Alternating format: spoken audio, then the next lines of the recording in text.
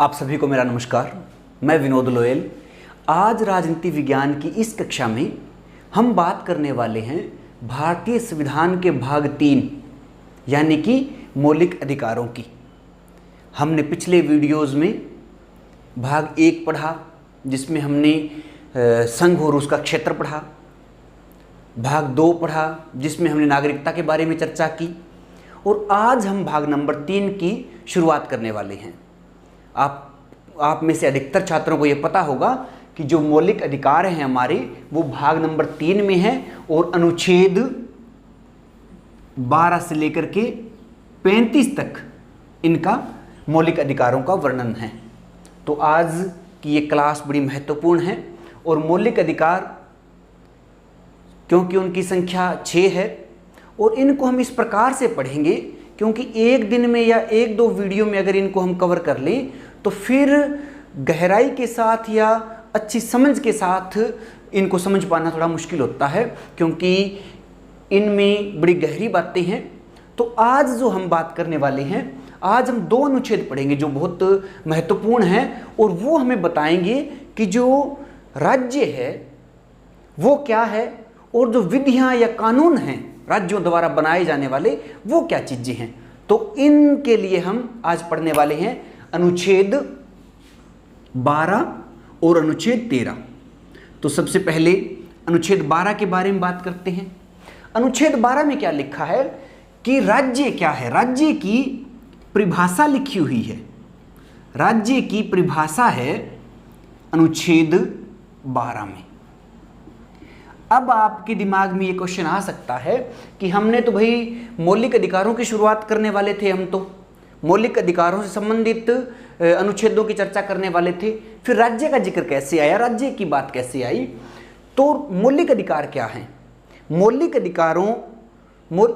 अधिकार हमारे वे अधिकार हैं जो हमें राज्य के विरुद्ध मिलते हैं। कहने का भाव कि ये जो मौलिक अधिकार हैं इनमें राज्य किसी भी प्रकार से हस्तक्षेप नहीं कर सकता, और अगर राज्य हस्तक्षेप करता है हमारे जो 6 मौलिक अधिकार मिले हुए हैं तो फिर हम सीधा सुप्रीम कोर्ट में जाकर के या हाई कोर्ट में जाकर के उसके बारे में अपना पक्ष रख सकते हैं। तो सबसे पहले कि राज्य हमारे अधिकारों का हनन ना करे, तो राज्य कोई व्यक्ति तो है नहीं, राज्य एक स्ट्रक्चर है, और उसके बारे में समझना कि राज्य हमारे जो अधिकार हैं वो उनका किस प्रकार से हनन नहीं करेगा और कौन है राज्य में कौन कौन से पक्ष हैं जो हमारे अधिकारों का हनन कर सकते हैं। तो हम इसलिए हमारे लिए जरूरी है कि राज्य क्या है, राज्य के अंतर्गत कौन कौन से पक्ष आते हैं, उनका हम आज अध्ययन करने वाले हैं। तो राज्य में किन को शामिल किया जाएगा? राज्य में केंद्र सरकार यानी कि जो भारत सरकार है वो, संसद, राज्य सरकार, जितने भी भारत में राज्य हैं उन सब की सरकारें, विधानमंडल, राज्यों में जो विधानमंडल है वो, केंद्र सरकार, संसद, राज्य सरकार, विधानमंडल और स्थानीय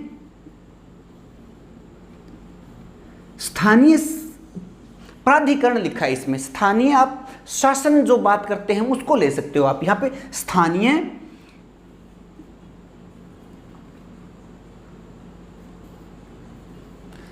प्राधिकरण एवं अन्य ऐसे लिखा हुआ है, एवं अन्य प्राधिकरण। ये बात हमारे संविधान में लिखी हुई है कि इन सब को मिलाकर के राज्य बनता है और इनके द्वारा अगर किसी भी प्रकार से हमारे मौलिक अधिकारों का हनन होता है तो उसको हम राज्य द्वारा हमारे मौलिक अधिकारों का हनन मानेंगे। तो केंद्र सरकार कोई भी कानून बनाई, संसद कोई कानून बनाई, राज्य सरकार कोई भी विधि बनाई, विधानमंडल बनाए। स्थानीय प्राधिकरण क्या है थोड़ा इनके बारे में समझ ले। स्थानीय प्राधिकरण में आता है नगर पालिका, नगर निगम, पंचायत, ये पक्ष जो हैं ये स्थानीय प्राधिकरण में आते हैं। आगे अन्य प्राधिकरण, इनको भी समझना हमारे लिए जरूरी है। इस प्राधिकरण में वे सारी संस्थाएं या वो सारे प्राधिकरण आते हैं जिनको सरकार द्वारा संचालित किया जाता है, जिनमें जो अधिकतर पैसा है वो सरकार का लगा हुआ होता है। तो इस प्रकार के जो प्राधिकरण हैं वो सारे भी राज्य में शामिल होंगे। इनमें कौन सा हो सकता है? LIC है, जैसे जितने विश्वविद्यालय हैं,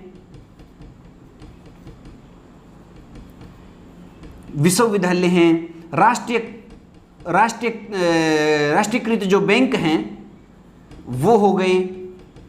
तो इस प्रकार से वो सारे प्राधिकरण इसमें आते हैं जिसमें सरकार की ज़्यादा भागीदारी होती है और निजी जो होता है वो कम होता है, और सरकार या तो उनको अपनी सहूलियत के लिए तैयार करती है, सरकार के द्वारा उनको बनाया जाता है। वो सारे प्राधिकरण आते हैं। तो इन सब के द्वारा अगर बनाया गया कोई भी कानून, कोई भी विधि हमारे मौलिक अधिकारों का हनन करती है तो हम सीधे सुप्रीम कोर्ट में जाकर के अपना पक्ष रख सकते हैं। तो ये अनुच्छेद 12 में लिखा हुआ है कि राज्य क्या है।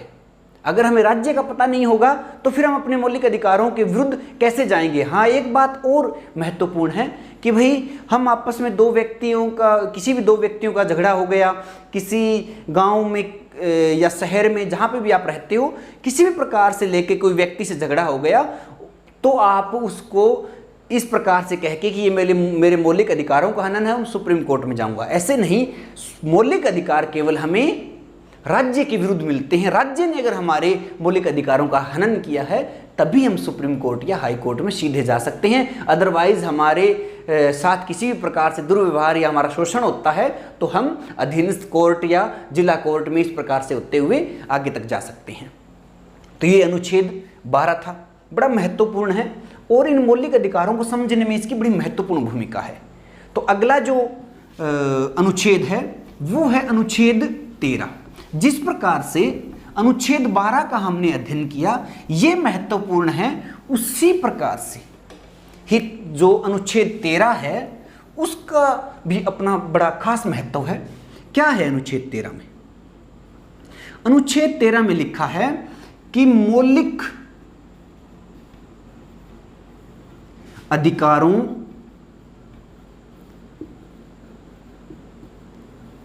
से असंगत विधियां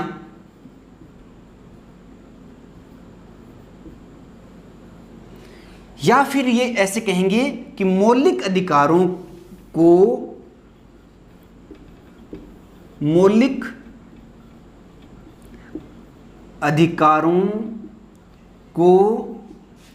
अल्पीकरण करने वाली या का अल्पीकरण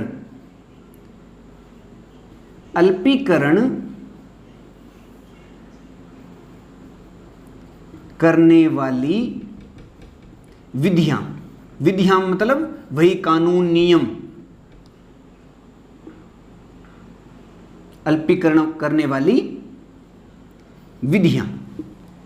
तो ये इस अनुच्छेद 13 में लिखा है। तो इस बात से आप क्या समझ रहे हो कि मौलिक जो हमारे अधिकार हैं उनसे असंगत विधियां, कि उनसे अगर कोई विधि ऐसी बनाता है राज्य, जो हमने अभी पढ़ा था वो उनमें वो सारे पक्ष, उनमें से राज्य अगर कोई भी ऐसी विधि बनाता है, ऐसा कानून बनाता है जो मौलिक अधिकारों के साथ विरोधाभास रखती है, तो वो विधियां मौलिक अधिकारों का अल्पीकरण करने वाली विधियां, और वो कानून जो मौलिक अधिकारों को सीमित करे, उनमें कटौती करे, वो सारी विधियां हैं वो अपने आप निरस्त मानी जाएगी। ये चाहे मौलिक अधिकारों को से असंगत विधियां हैं, चाहे मौलिक अधिकारों का अल्पीकरण करने वाली विधियां हैं, ये सारी विधियां जो है वो अपने आप निरस्त मानी जाएगी जहां जहां उनका मौलिक अधिकारों के साथ टकराव होगा। तो ये है अनुच्छेद 13 में। एक बड़ी महत्वपूर्ण बात है यहाँ जो आपको पता होना चाहिए कि ये विधियां क्या होती है। विधियां दो प्रकार की होती है। बात करते हैं कि विधि या कानून जो है वो दो प्रकार के होते हैं। एक है स्थायी और एक होता है अस्थायी। ये दो प्रकार के होते हैं। स्थायी में कौन आता है? जैसे हमने पहले देखा था, केंद्र सरकार, संसद, राज्य सरकार, विधानमंडल। विधानमंडल मतलब विधानसभाएं जो राज्यों की है उनका जिक्र है। ये आता है स्थायी विधियां बनाती है ये। और अस्थायी विधियां राष्ट्रपति द्वारा जारी किए गए अध्यादेश, राज्यपाल द्वारा जारी किए गए अध्यादेश।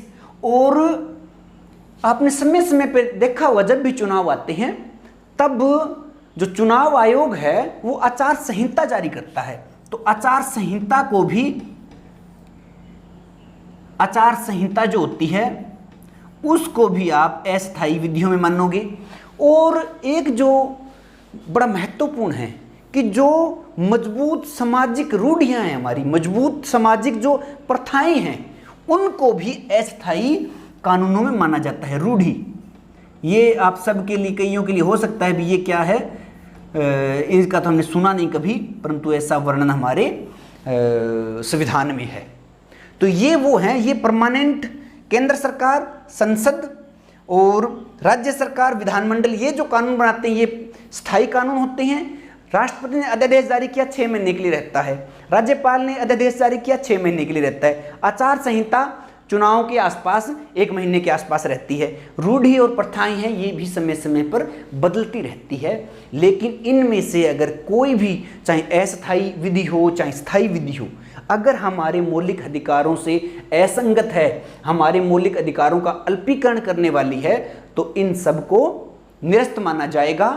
और इन अगर राज्य ने किसी भी प्रकार से कोई, या इन सब ने, ये सारे जो हैं, इन्होंने ऐसा कोई कानून बनाया, कोई विधि बनाई जो हमारे मौलिक अधिकारों से मेल नहीं खाती है, तो उसकी जो हमारा सुप्रीम कोर्ट है, बड़ी महत्वपूर्ण बात है यहाँ, ये आप याद रखना कि जो इसी अनुच्छेद के अंतर्गत ही सुप्रीम कोर्ट को या सर्वोच्च न्यायालय को न्यायिक पुनरावलोकन,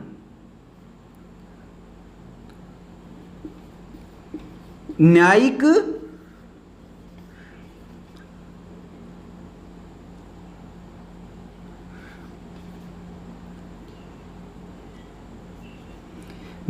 पुनरावलोकन की शक्ति इसी अनुच्छेद में ही हमारे जो सर्वोच्च न्यायालय है, सर्वोच्च न्यायालय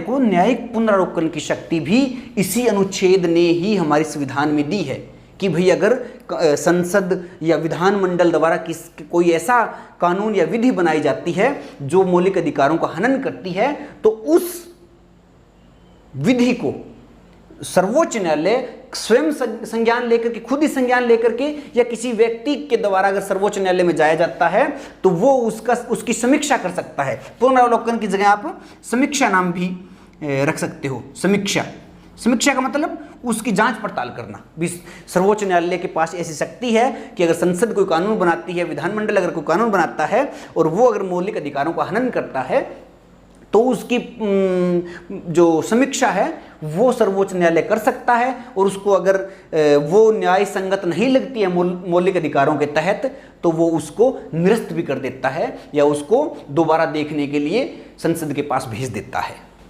बड़ा महत्वपूर्ण ये दोनों अनुच्छेद हैं। हालांकि इनकी चर्चा कम होती है, लेकिन अगर इन दोनों अनुच्छेदों को हम नहीं समझते हैं तो फिर ना तो हम राज्य को समझ पाते हैं, ना हम विधियों को समझ पाते हैं, और हम मौलिक अधिकारों को भी सही ढंग से नहीं समझ पाते कि हमें मौलिक जो अधिकार मिल रहे हैं वो कैसे मिलेंगे, हमें किन के विरुद्ध मिलते हैं। तो उम्मीद करता हूँ आपको ये सारी बात अच्छी प्रकार से समझ में आई है। अगर आप इस चैनल पे नए हो तो चैनल को सब्सक्राइब कीजिए, ताकि आपको इसी प्रकार से संविधान से जुड़ी हुई अन्य महत्वपूर्ण जानकारियाँ समय समय पर आपको प्राप्त होती रहे। धन्यवाद।